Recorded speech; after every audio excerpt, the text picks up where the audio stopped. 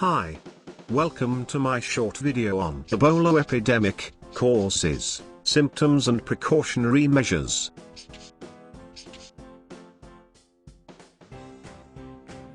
The Ebola virus disease that has wreaked havoc across Guinea, Sierra Leone and Liberia is considered a severe, often fatal illness in humans. It weakens the immune system and causes bleeding inside and outside the body.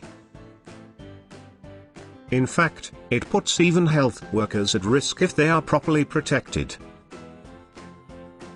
Previously known as Ebola hemorrhagic fever, Ebola was first reported way back in 1976 in Zaire, Sudan and Democratic Republic of Congo. Ebola epidemic.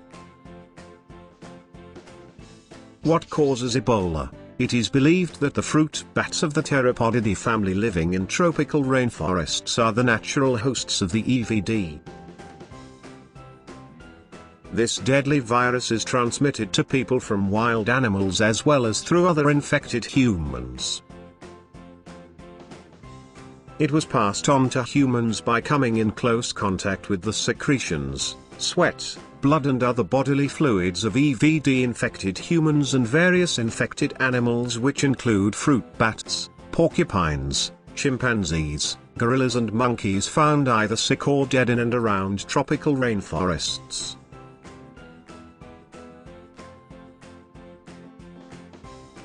It's also true that Ebola is less contagious than other diseases. It is transmitted by bodily fluids, not by air, water or mosquitoes. In other words, Ebola doesn't spread by just being in proximity with someone infected.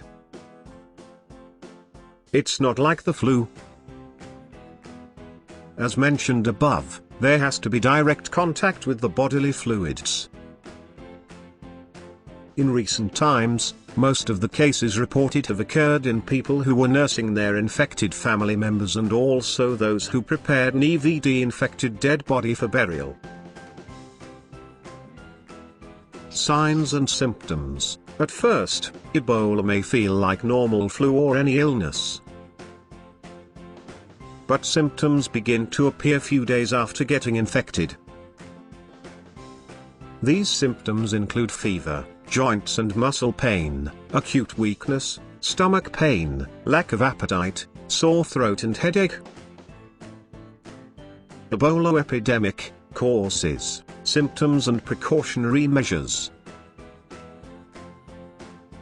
As the situation aggravates and the Ebola infection worsens, the patient begins to experience diarrhea, vomiting, impaired liver function, rashes and worst of all internal and external bleeding. Some patients may also experience red eyes, chest pain, hiccups, trouble in breathing and swallowing. Ebola epidemic, causes, symptoms and precautionary measures. Diagnosis and treatment. Several tests are conducted to diagnose Ebola, such as serum neutralization test, antigen detection test, electron microscopy and so on. There is no vaccine available to cure Ebola virus. Infected patients generally experience dehydration often. They require intensive care and need to be given oral rehydration solutions containing electrolytes that helps treat dehydration in EVD patients. Hope of vaccine. There is no proven vaccine to cure Ebola. But many doses of an experimental Ebola vaccine have been developed at the National Microbiology Laboratory in Winnipeg, Canada. The WHO has approved using the untested vaccine, calling it ethical to use it at such times. As Dr. Marie-Paul Kenny, an Assistant Director General at WHO, said in a press conference, if there are drugs that can save lives, shouldn't we use them to save lives? But she added, very important to not give false hope to anybody that Ebola can be treated now.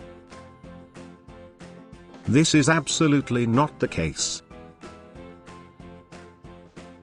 Preventive measures. Prevention is always better than cure. During the breakout of epidemics, it becomes all the more necessary to take preventive measures seriously. The WHO has urged for strong measures to be taken to curb the outbreak, else the virus can spread from Africa to other regions as well.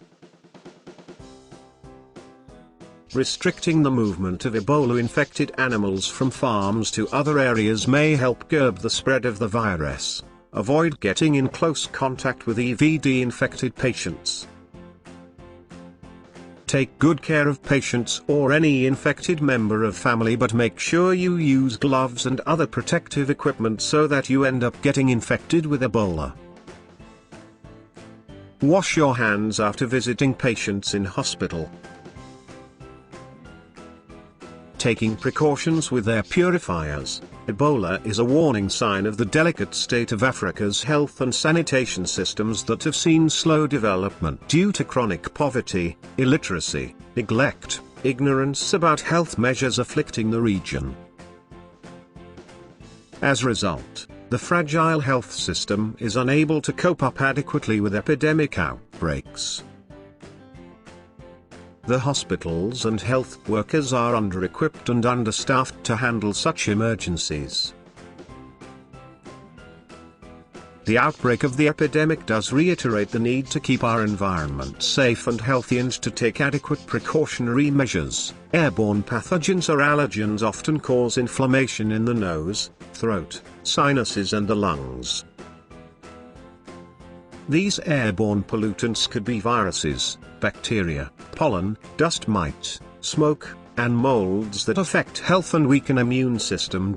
Many common infections can spread by airborne transmission, at least in some cases, including anthrax, chickenpox, influenza, measles, smallpox and tuberculosis. Personal air purifiers emit healthy negative ions that help remove airborne pollutants away from your personal space, providing you with cleaner and healthier air.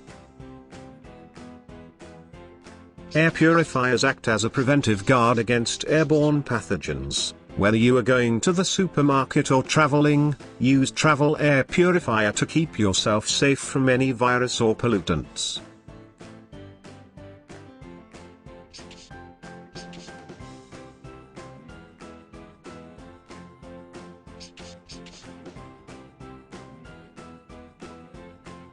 Please click my link below for more details.